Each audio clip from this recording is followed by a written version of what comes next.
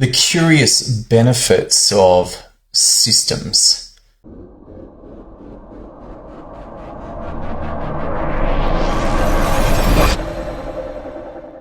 Or systems.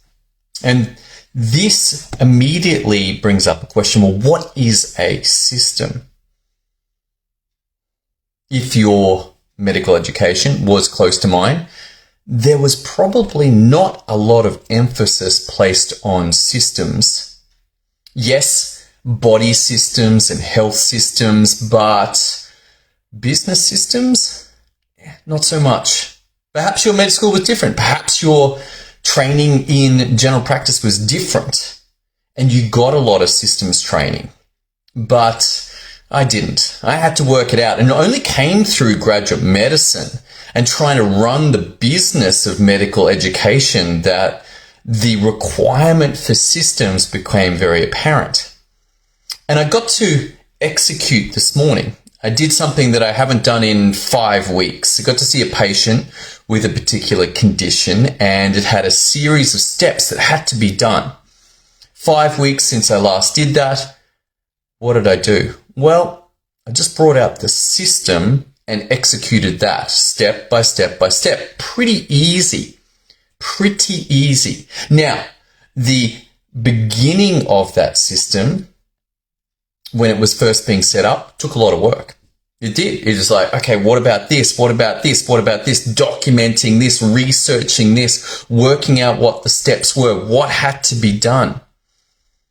But once that was documented, then the actual execution today, super simple. Duplicate the system, execute the steps, track that they were done, and the work was done. And it was done with a knowledge that everything that should have been done did get done. This means that my mind can relax. I'm not wondering about whether something got forgotten or having to receive a call tonight saying, hey, can you write up this or can you do this? You forgot to do that.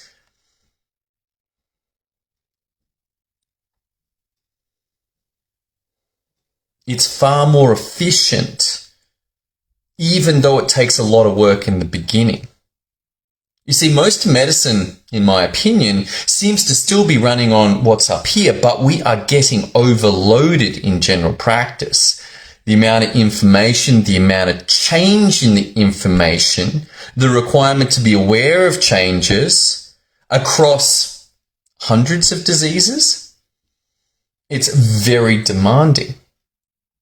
And yet, if there's a change and it gets put into the system, then every time after that, the system will have that change.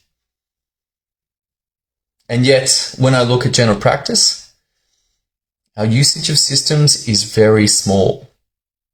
Yes, there are some that are built into the way that we do things, i.e. your medical software that you're using to take notes.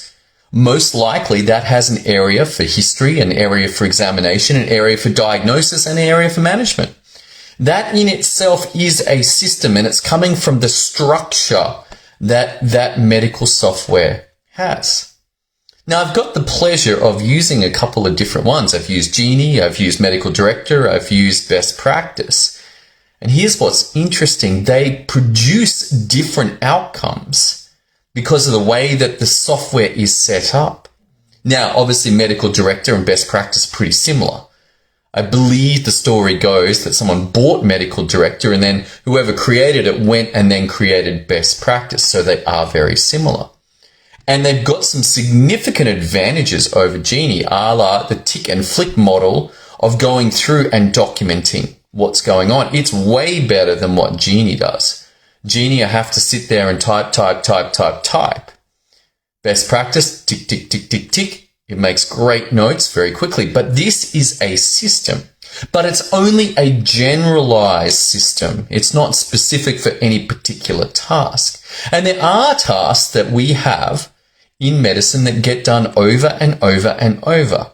CSTs, iron infusions, vaccinations, even through to skin cancer excisions, how we greet patients, how they get checked in. As you know, if you've been watching for a little bit, I had a problem when our receptionist didn't get the patient checked in. Is it documented? I don't know. I'd love to think that it is documented. When the patient arrives, the first thing you do is check in, because everything downstream of that, which includes me seeing the patient, requires them to be checked in. The patient doesn't know. They think they've checked in. They're sitting there going, what's going on? What's going on? What's going on? They're not aware of that system breakdown. But coming back to the admission today that I did, it was really cool. It was really cool. It was just like, go through, here's everything you need to do. Here's all the things that need to be done. And it looks a whole lot like a checklist. And at some level, checklists are systems. The problem that we've got is, how do you get access to that system when you need it? You see, it's all very good and well to have all your procedures documented, but if they don't get used, then what's the point? You can have the best procedural documentation that is accurate, that is detailed, that is sufficient, that can be used also at a first-time level as well as someone who's been through it 20 times before. And yet, if it does not get used at the required time, then it is of no use at all. You may as well have no effort put into procedural manuals at all. And that's only one part of a system anyway. The procedures make up a system, but you also should track the results. Did stuff get done, particularly in an electronic world that we live in? Now, this may be less in medicine. Why? Because notes are going into the system, and that is the result often.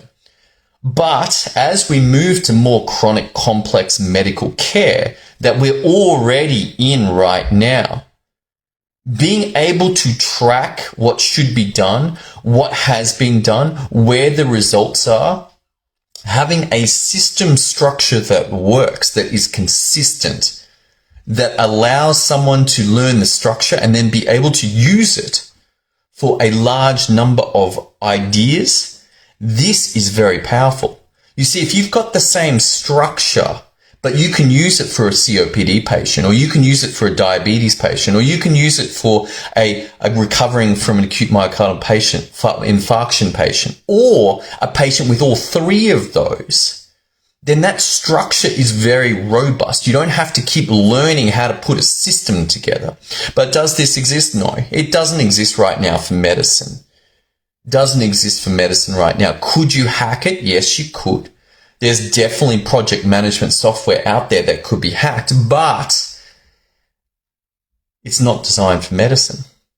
And software designed for medicine, like a lot of things in medicine, you can basically add a zero to the end of the cost. And so unless this is done at a government level, but again, we've seen what the government produces. Little small problems like putting the next button before the cancel button when everybody else puts it the other way around. It's like, oh, guys, where'd you guys come from? Really? You spent $2 billion to work out that the buttons are around the wrong way? Have you seen any change in my health record in the last 3 years, 4 years? I don't think they've even got a change log. Like, why would you need to change it if there's no changes? I suppose you don't need a change log then. But systems can make a big difference. Knowing how to do systems means that your error rate goes down, your speed of deployment goes up, and as I suggested before, the ability to go home at night and not be thinking about, was there errors, was there mistakes, were there problems, am I going to get a call in 3 months, 6 months, 12 months time saying, hey, by the way, you forgot to, or you didn't do this right. Or even worse, you did do it right and there's no proof that you did it right. You see, systems not only give you the instructions, but if you track them, then you've got the proof that things got done. And just like that signature on the consent, if that doesn't get scanned into the file or it can't be found, then we've got a problem. And medicine is high risk. People are on edge. They're anxious. They're stressed. They're struggling. And so we can become targets for that. Like, oh, you didn't do it, but you're like, you got good systems?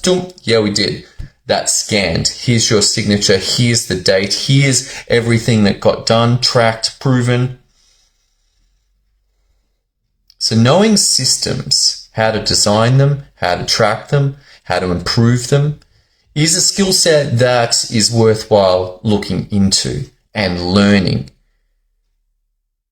Because at the rate of change that this world's going under, with the introduction of AI and ChatGPT and Bard being able to do medicine, even if it's hey, I'm not a doctor, but if I was, here's what I would do. We are seeing a world under significant change.